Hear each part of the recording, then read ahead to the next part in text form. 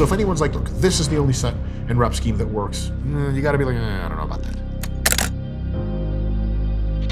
Hey folks, Dr. Mike here for Renaissance Periodization, and today's topic is to ask and answer the question of how heavy you should train for your best muscle growth results. What do you think? How heavy? Give some thought to it. Take a minute.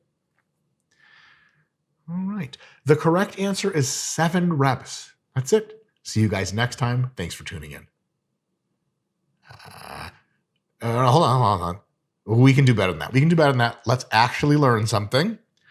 2 things as quick reminders before we dig in. First, SFR is king, stimulus to fatigue ratio. If the weight that you're using, be it heavy, light, or somewhere in between, gives you awesome tension in the target muscle, awesome burn of the target muscle, an amazing pump just after a few sets, makes your muscle feel weak and wobbly after, and gets you nice and sore, it can't be that wrong of an answer. That is really, really, really something we're looking for. In addition to that, if the weight that you're using is relatively easy on your joints and connective tissues, doesn't feel like it takes infinity willpower to actually get done, and doesn't leave you completely wrecked for other exercises and other sets, it's probably on the right track. In addition to that, anything between sets of 5 reps per set and sets of 30 reps per set is generally considered the hypertrophy range where differences in muscle growth are very, very small. That being the case, the specifics of how heavy and light to go still depend to some extent, to an interesting and meaningful extent, on at least a few other things like what exercise you're doing, the individual that's doing them. Hopefully it's you and not someone else in your own body doing weights. Hey, at least they took your body and went to the gym. Fuck, they could have gone to the strip club, or it's not a bad place, to the opium den. That would be terrible. And of course, training history. So there's lots to say on how heavy you should go for your best gains. Get out your shovels and let's dig in. I think we have 7 things to talk about. Yes. I told you, 7 reps. First, no wrong answers between sets of 5 and sets of 30. Just better approximations. Second, the SFR point can be asked in a different way and answered in a different way. Between sets of 5 and 30 reps, for any given exercise, where do you feel your best stimulus to fatigue ratios on? Because it could be something like with dumbbell curls. If you do sets of 6, it's sets of 5 to 30, like your pump's not that great. You do feel tension in your biceps, but there's no burn. And you never really get tired, and you never get sore, and your joints kind of hurt because it's really heavy. And you're like, And you just sets of 15 with dumbbell curls, you get crazy tension, especially in the last few reps. Your burn is psychotic. You're trying to get all of the metabolites out of your biceps between sets. The pump is insane. Your joints feel amazing. All that stuff down the line.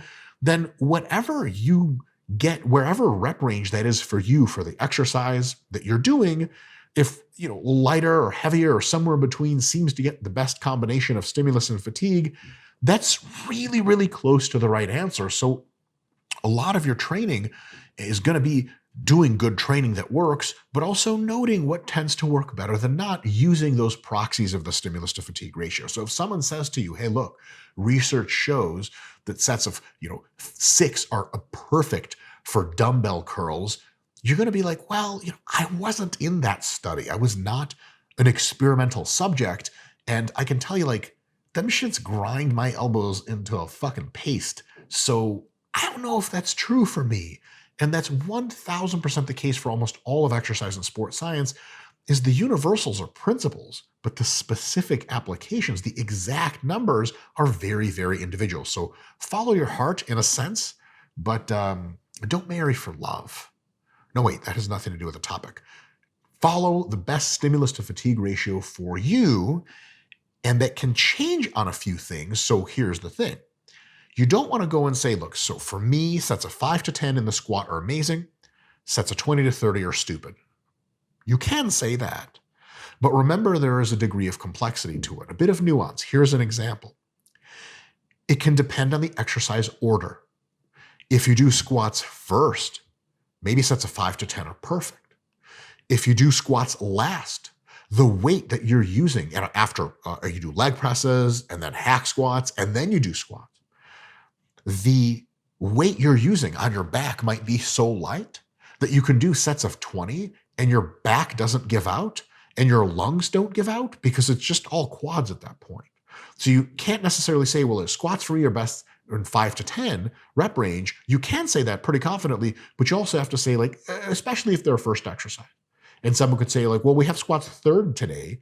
What do you think was the weight that we could use? And you could probably be a bit more guarded with your language, a bit more open-minded and say, well, I usually do squats first, and I usually do them sets of 5 to 10. I'm going to think that's probably a good guess for even if they're a third exercise, but I'm willing to explore other rep range options, right? That's a big deal. Exercise order is a huge, huge deal, and it can really, really mess with your rep ranges as to which one is best for you. Point number 3, SFR aside, you can ask the question of what repetition range gives you the best long-term strength progression. And by strength, we don't mean like sets of 3 to 6 or a 1 rep max. We just mean the ability to add 5 pounds here and there over time, or a rep or 2 here and there over time. So for example, if sets of 5 to 10 on dumbbell presses feel really good for you, SFR is great. But a few weeks into progression on those, you tend to stall out on your strength, versus on also dumbbell presses, sets of 10 to 20 reps feel just as good stimulus to fatigue ratio as the burn is more intense, but the tension's smaller. So it's kind of a trade-off, same in the end.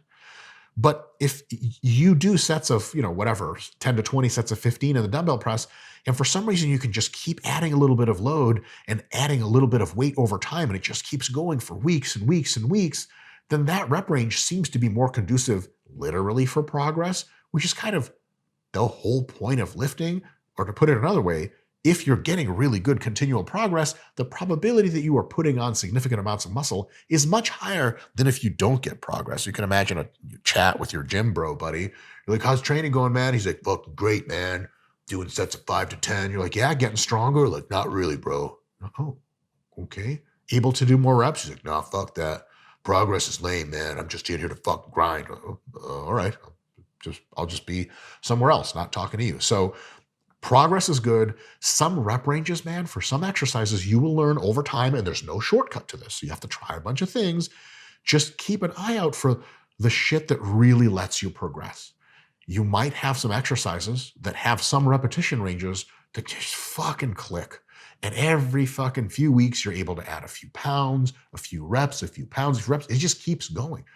I wouldn't move away from that. I would really dig into that.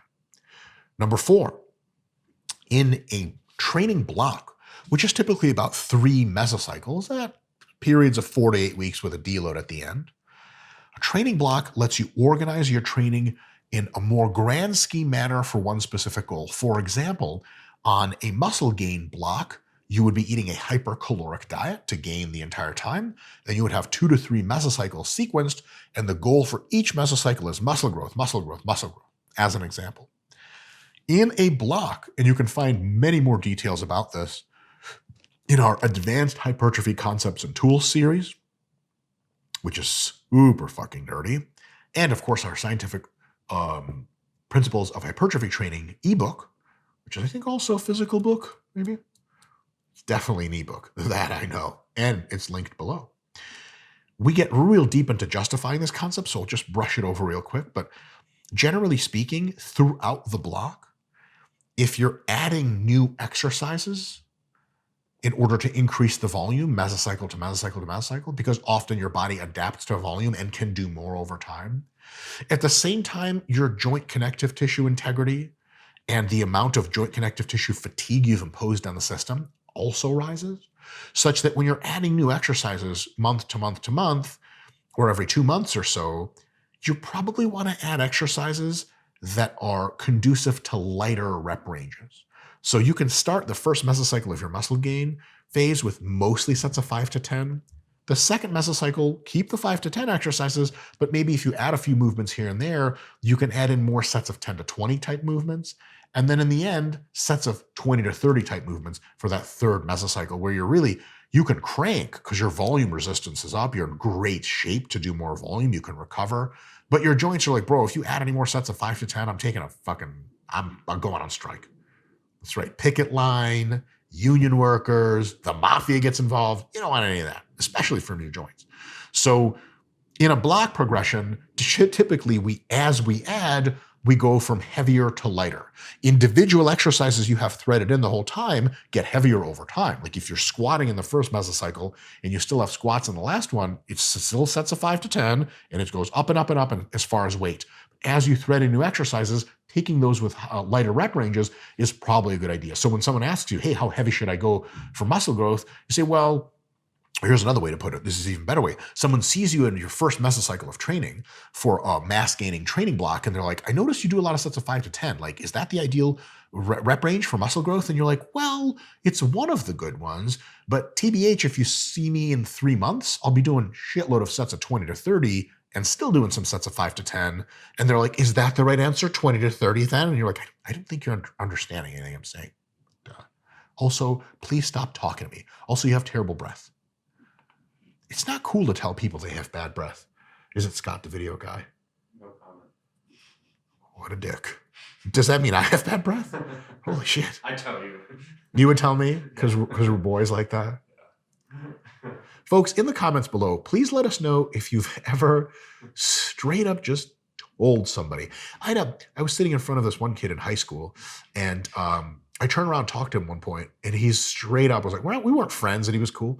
He was like, bro, you have terrible breath. And I was like, dude, thank you. And I fucking chewed some gum. I was like offended for like a fraction of a second. And then I was like, at least that motherfucker told me, and not some girls I was trying to talk to later. Good news, bad news. I'd never talked to girls in high school, so nobody lost, nobody found. Anyway, point number 5.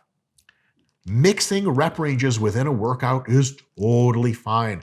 It's totally cool to have emphasis mesocycles where you do mostly sets of 5 to 10 in a mesocycle, then mostly sets of 10 to 20, then mostly sets of 20 to 30 in another mesocycle, but mostly doesn't mean wholly.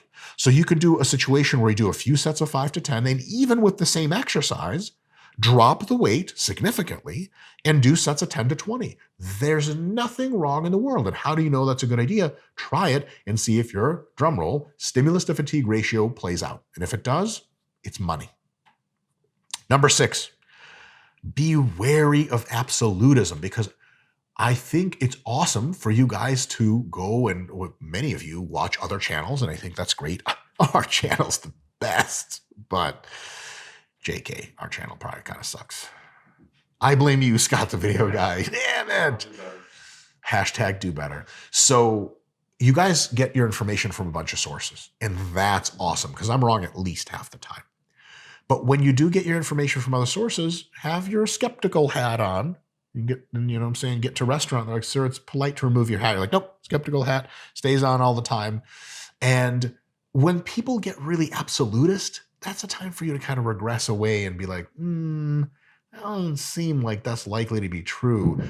People will say, like, sets of 5 to 10 are the ultimate, like they're the best, or it's all about sets of, 25 to 30, that searing burn, it's best for everything. And you're like, is it though? Because a little secret, that humans are very individual and there's all kinds of different responses. That was a normal curve, normal distribution, bell curve that I just drew with my hand.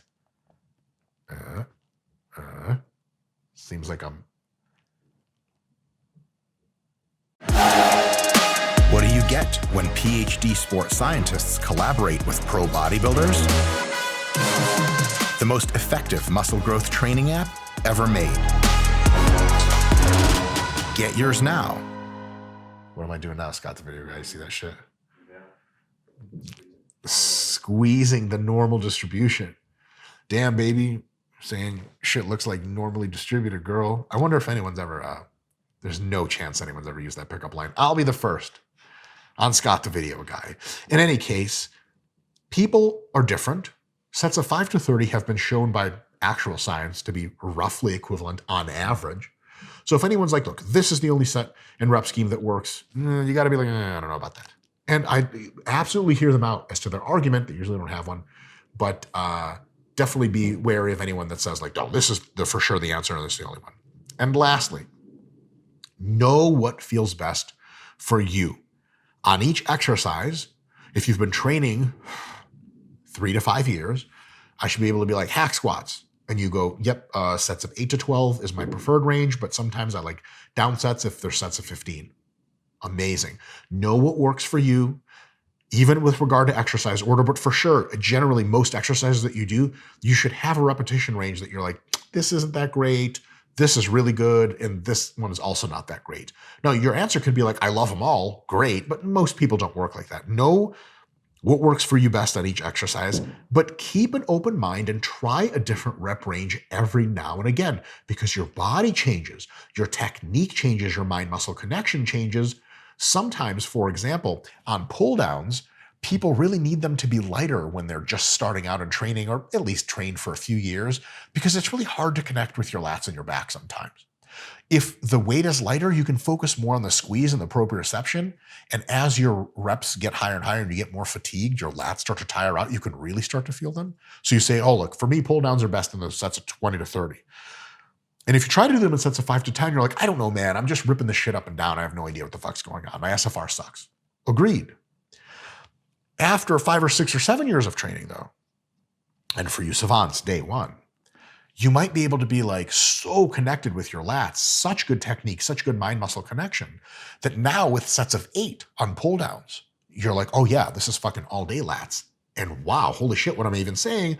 That means I used to say sets of 5 to 10 for lats, for lat pull downs are just no good for me. But now I've come back to it. I tried it again and I realized I do have the tool set now, the mind-muscle connection and the experience and the technique to actually get a lot out of sets of 5 to 10. That's a great thing, because you don't want to get to the lat pull down machine and be like, well, sets of 20 to 30. And someone's like, aren't you sick of that? And you're like, yes, but nothing else works. Now you get to the lat pull down machine in your program and you're like, hey, I've got options. I can go heavier. I can go lighter. I can even go in between. What a crazy idea.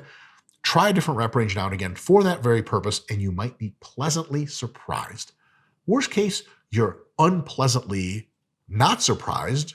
And well, it's just everyday life, isn't it? It's just sitting in traffic. It's traffic again. See you guys next time.